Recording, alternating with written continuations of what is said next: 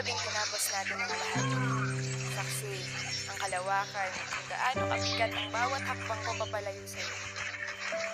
Noong gabing yun, may ilan pang mga tala na para bang nananay. Kaya lang papadudot, bakit ganon? Bakit kung kailan malapit na kami sa katotohanan ni Michelle, parang unti-unti namang lumalabo ang lahat. Bigla na lang kasing nanlamig sa akin si Michelle. O siguro mali ang word ko. Kasi nga wala namang kaming relasyon. Basta bigla ko na lang naramdaman na parang iniiwasan na niya ako. Ewan ko kung bakit kasi wala namang kaming naging pagtatalo na dalawa. Dumating na lang yung araw na hindi na siya masyadong nagte-text, tumatawag hanggang sa hindi na siya nakikipagkita sa akin. Sinubukan ko siyang puntahan sa kanila. Kaya lang palagi lang siyang wala sa bahay nila. O kaya minsan ay tulog daw o masama ang pakiramdam. Kaya ayaw akong kausapin. Hanggang may isang beses na nakita ko sa post niya sa social media na nasa isang bar siya kasama ang ibang kaibigan niya. Hindi na ako nagdalawang isip na puntahan siya doon at hilahin palabas para kausapin. Jonas, ano ba? Bitawan mo ko. Pagpupumiglas niya kasunod ng malakas na pagtulak niya sa akin. Michelle, uuwi na tayo. Tingnan mo nga yung sarili mo. Nakikipag-inuman ka sa kung sinong lalaki tapos ayan, lasing ka na naman. Paninermon ko sa kanya. Ano bang pakialam mo? Saka ano bang akala mo sa akin, bata? Susunduin at talagang halos kalad ka rin muna ako palabas ng resto bar? Galit na wika niya. Ano ba kasing ginagawa mo rito, Michelle? Hindi ba usapan natin na magkikita tayo ngayong gabi? Tapos para akong tangang tawag ng tawag sa'yo. Hindi mo sinasagot. Ano bang nangyayari sa'yo? Hindi ko na natiis na itanong sa kanya. Sino ka ba sa tingin mo? Bakit ang dami mong tanong? Jowa ba kita? Ha? Jowa ba kita? Inis na tanong niya na hindi ko kaagad masagot. Uy Jonas, hindi kita boyfriend para makialam ka sa buhay ko. Okay? Akala mo kung sino ka. Bukod sa ex ka ng best friend ko, hindi naman kita kaano-ano eh. Kaya huwag kang mag-feeling dyan. Sabi niya pa sa akin. Naguguluhan na rin talaga ako noon, Papa Dudu. Okay naman kasi kami noong mga nakaraang araw. Hindi ko alam kung bakit bigla na lang siyang nagbago at nagsungit ng ganon. Michelle? Michelle, akala ko ba nagkakaintindihan na tayo? Akala ko hindi ko na naituloy pa ang gusto kong sabihin dahil sa bigla niyang pagsasalita. Akala mo ano? Akala mo porke sinasamahan kita sa mga trip mo naghahalikan tayo? May nangyayari sa ating dalawa in love na ako sa'yo? Na pwede mo nang ipilit yung gusto mo para sa ating dalawa? Ang wika niya. Ano bang gusto mong isipin ko? Na wala lang yon? Na walang ibig sabihin lahat ng yon? Ganon ba? Naiinis na tanong ko. Jonas, nag-iisip ka ba? Kapag kinulayan ko yung mga mali siya sa utak mo, parang sinabi mo na rin na baliwalain ko lahat ng pagkakaibigan namin ni Kim. Sagot niya. Ilang beses ko bang sasabihin sa'yo na wala na yung sa amin ni Kim? Wala na. Tapos na kami. Giit ko sa kanya.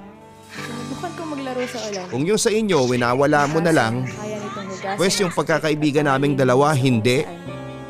Jonas, best friend ko yung ex mo. Niwala pa nga kayong 3 buwan na hiwalay oh. Konting respeto naman. Sumbat niya sa akin. Konting respeto? Yung nararamdaman ko, nire-respeto mo ba? Kung wala lang palang patutunguhan tong namamagitan sa atin, edi sana nagsabi ka na umpisa pa lang.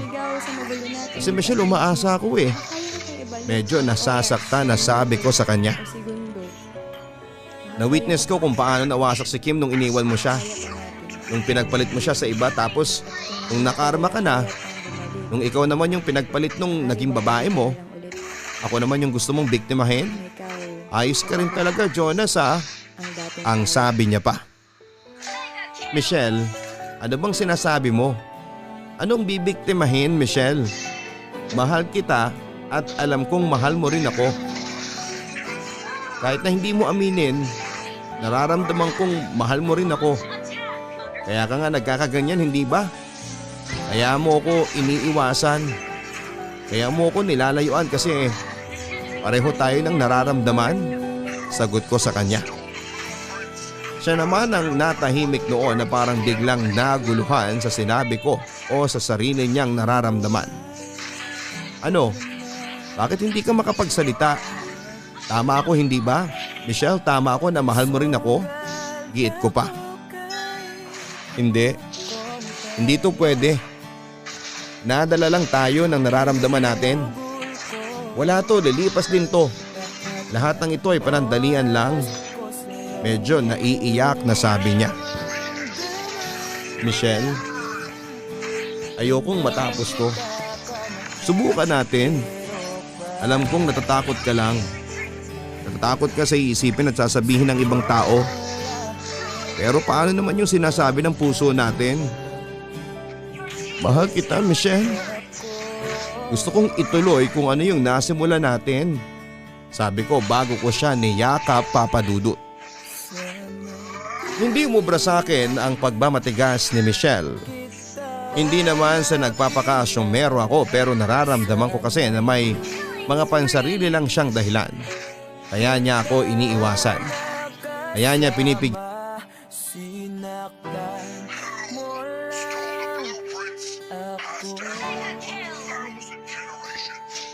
Sana'y di na lang kita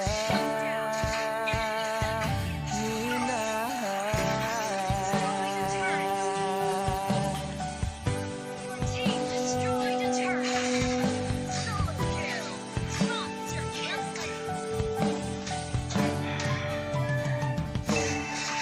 Di na sana nagising sa magandang panaginip. Kung madaratnan ko lang ang umagang kay sakit. Di na sana niyakap ang kunwari mong pagtingin. Para di ako nasugatan sa ginawa mong patalim. Pero para ayos lang sa'yo ang lahat. Kahit na ako'y sugatan.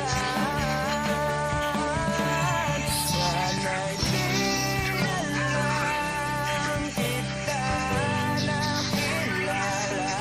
Sana'y di na lang kita nakasama. Sinaktan mo lang ako. Sana'y di na lang kita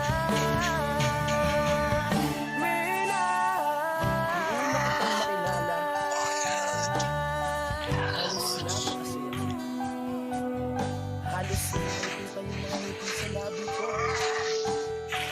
Sabay tayo nag-good morning sa isa't isa. Tipong sabay tayo nag-aalala at tanong na kumain ka na ba at asan ka. Yung lambing na di na tayo napaghihiwalay. Kaso, lahat ng yun ay akala ko lang wala. Dumating ang umaga na magbago kang bigla. Yung lambing, pagmamahal, tuluyan na ang nawala. Nasaan na yung dating ikaw? Yung dating ikaw, nakapagkasama ko, yung puso ko yung iniyaw. Mahal, miss na kita. Kailan ka bababalik? Miss ko na yung kita, yakap. At tamis na yung halik. Pero kung kasama pagbabalik, mukhang malabo na. Dahil lahat ng pagkukulang ko, wala eh. Napunan na lang kita. Sana'y di na lang kita nakilala. Sana'y di na lang kita nakasama. Sinaktan mo lang ako. Sana'y di na lang kita minahal.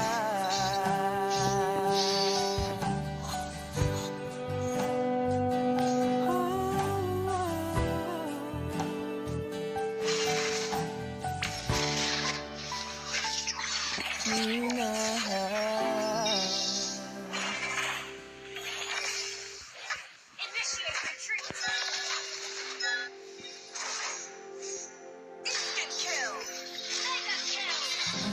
Nagsimulang magbago ang mga ako'y di na maging sapat. Ba't di mo sinabi nung una pa lang ako ang kailangan, pero di ang mahal.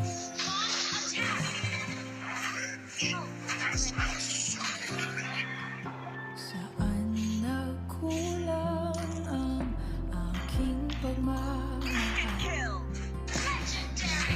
Ay binigay ng napangiti ko lang. Ba't di ko nakita na ayaw mo na ako ang kailangan? Pero hanap mo siya.